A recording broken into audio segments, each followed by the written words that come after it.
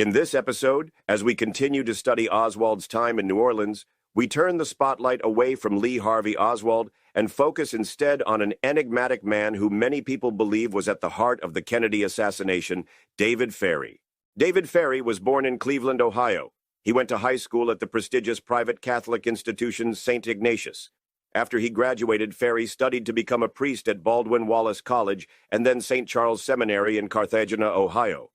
After Ferrie had studied for 6 years in preparation to be a priest, St. Charles refused to allow him to continue his studies because Ferrie couldn't get along with people and he didn't like being told what to do. Ferrie then returned to Cleveland to teach English and aeronautics at Benedictine High School.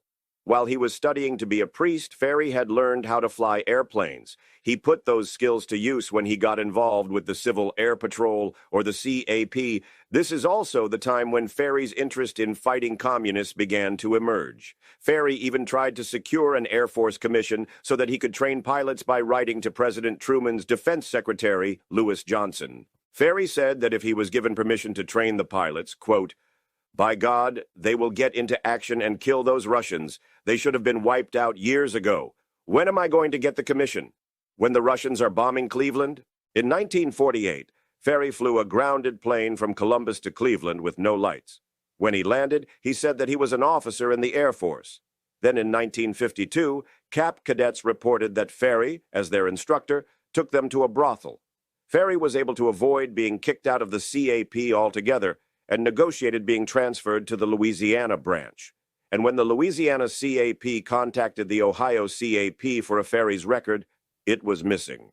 Ferrie moved to New Orleans in 1951, where he got a job as a pilot with Eastern Airlines. Ferrie also continued his work with the Civil Air Patrol. He served as an instructor and later a commander. But in 1954, a CAP cadet from Ferrie's group had a fatal crash which led to Ferrie being demoted to the role of guest instructor. It was during this time, in the summer of 1955, that David Ferrie knew and instructed Lee Harvey Oswald in the Civil Air Patrol. As we discussed previously, the question of whether or not Oswald and Ferrie knew one another was once disputed, but it no longer is. We know with certainty that David Ferrie was Oswald's instructor when Oswald was in the Civil Air Patrol from June until September of 1955. There are at least 6 witnesses who support this proposition, and more importantly, a photograph showing Oswald and Ferrie together at a cookout. When Ferrie was asked by the New Orleans police, the FBI, and the Secret Service if he knew Oswald, he denied knowing him or even, quote, ever seeing him before. Sometime in the mid-1950s, David Ferrie began to suffer from an increasingly advanced form of alopecia, which led to him having complete hair loss. He would sometimes wear crude wigs and exaggerated fake eyebrows, which made him tend to stick out in a crowd.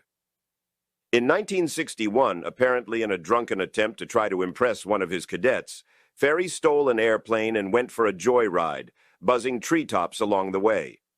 When Ferrie landed, the FAA was waiting for him. As a result, he was expelled from the CAP and eventually lost his job at Eastern Airlines. Ferrie's drunken joyride wasn't the only problem he had. According to the HSCA, around August of 1961, quote, Ferrie gained entrance to the New Orleans detention center to visit a runaway boy by saying that he was a doctor. The parents of another boy complained that their son was staying with Ferrie, which resulted in Ferrie being charged for contributing to the delinquency of a juvenile and for crimes against nature on a 15-year-old boy and indecent exposure with 3 others. Ferrie was suspended without pay from Eastern Airlines on August 26 of 1961. He retained attorney G. Ray Gill, who was well known as the lawyer for Carlos Marcello, to help him out with the charges against him. Gill allowed Ferrie to do investigative work for his law firm instead of paying the legal fee. Ferrie made that same deal with Guy Bannister, who provided investigation services for Ferrie's case in exchange for Ferrie working for him. After August of 1961, David Ferrie still didn't have gainful employment, and he was trying to get his job back at Eastern Airlines. Ferrie ultimately lost his grievance with Eastern Airlines on September 30th of 1963, according to the HSCA. By early 1961, Ferrie and one of his former CAP cadets, Leighton Martin, were working with anti-Castro Cuban exile Sergio Arcacha Smith, and Ferrie then, quote, became Smith's eager partner in counter-revolutionary activities. He reportedly built 2 miniature submarines which he planned to use for an attack on Havana Harbor, obtained several rifles and mortars for the proposed invasion, and he was reportedly teaching Cubans how to fly. Further, several of Ferry's cadets claimed to have taken trips to Cuba in Ferry's airplane when Ferry was still employed by Eastern Airlines. The de facto leader of the Cuban exiles in New Orleans, Sergio Arcacha Smith, wrote a letter to the president of the company on behalf of Ferry. Arcacha Smith requested that Eastern Airlines pay Ferry for 60 to 90 days of leave so that he could go and help the anti-Castro Cubans. And while the company denied Arcacha Smith's request, David Ferry's vacation time in April of 1961 was at the same time as the Bay of Pigs invasion. Ferry was reportedly at Arcacha Smith's house when the invasion happened.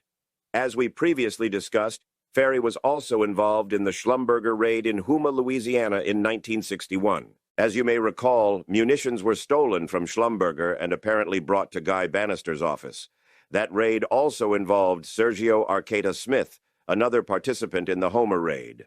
Gordon Novel said that David Ferry trained Cubans near New Orleans at Abita Springs and at the Belle Chase Naval Station. Ferry told his former cap cadet, John Arion, that the equipment for training these Cubans was coming from the State Department and the CIA through Sergio Arcacha Smith. Guy Bannister's secretary, Delphine Roberts, said that Ferry took Oswald to one of these Cuban exile training camps. INS agent Wendell Rauch said that there were films of one of these Cuban exile training camps, and Bob Tannenbaum, the deputy counsel of the House Select Committee who would go on to be the mayor of Beverly Hills, remembers watching one of these films. Tannenbaum brought in witnesses to try to help identify the people on the film. He said that David Phillips, Guy Bannister, and Lee Harvey Oswald were all identified by witnesses who knew their faces as being on that film. Tannenbaum's observations were confirmed by HSCA investigator L.J. Delsa and photo analyst Robert Groden. This film of the Cuban exile training camp, which allegedly shows Oswald, has since disappeared. Cuban exile Ricardo Morales, also known as Monkey, was an anti-Castro CIA contract agent and FBI informant. He served as a sniper instructor at the CIA-sponsored Cuban exile training camps. In 2021, Morales' son, Ricardo Morales Jr., came forward to share what his father, who had passed away in 1982, told him, which is that he had worked with Lee Harvey Oswald at one of the Cuban exile training camps. We know that in the summer of 1963, David Ferry was in close contact with Guy Bannister and Sergio Arcacha Smith.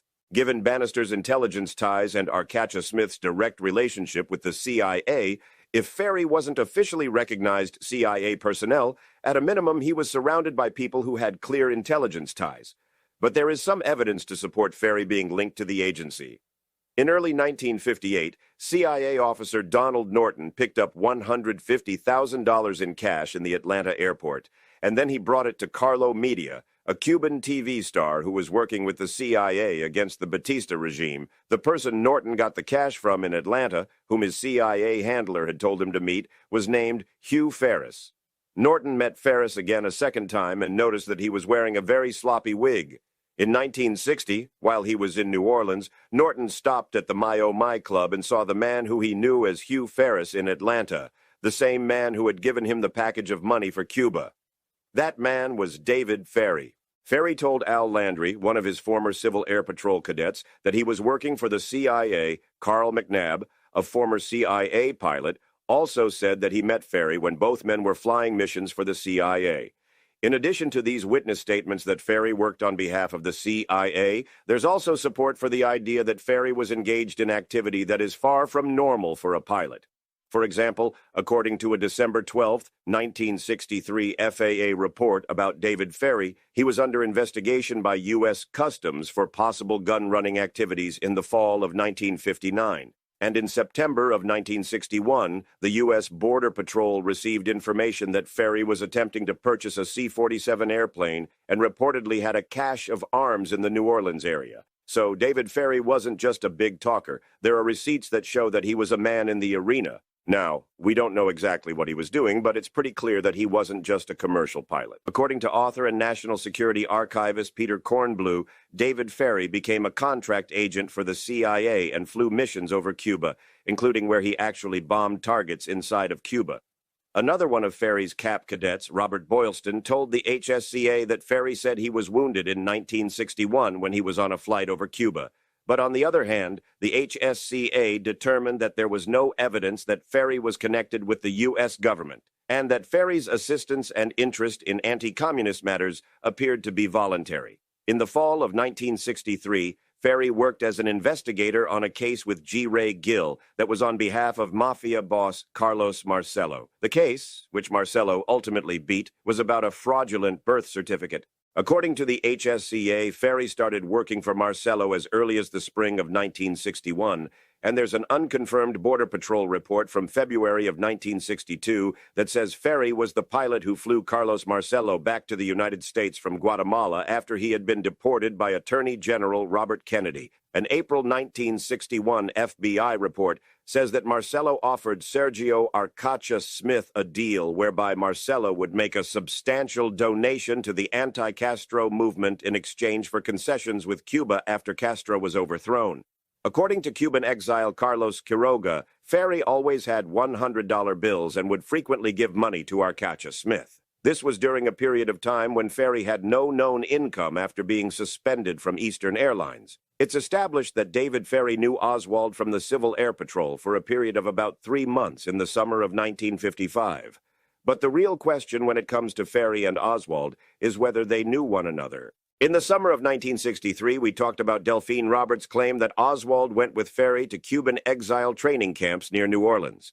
We also mentioned the film that was seen by Bob Tannenbaum and confirmed by Robert Groden and L.J. Delsa, where Oswald is allegedly seen participating in one of these Cuban exile training camps. There's also the claim by Ricardo Morales' son that Morales trained Oswald at one of these Cuban exile camps. We also heard from Bannister investigator Jack Martin that he saw Oswald with David Ferry in Bannister's office in the summer of 1963. But there are a few more people who claim to have seen Oswald with David Ferry. In late June or early July of 1963, Van Burns worked in a booth at Pontchartrain Beach Amusement Park in New Orleans. One night, a friend of Burns introduced him to 2 men, Lee Oswald and David Ferry. Burns' friend said that he had flown with Ferry over the Gulf of Mexico and that Ferry had been involved in several missions to Cuba. In September of 1963, New Orleans resident George Wilcox saw David Ferry, Lee Harvey Oswald, and numerous Cubans dressed in military fatigues near Bedeco Creek, about 50 miles north of New Orleans.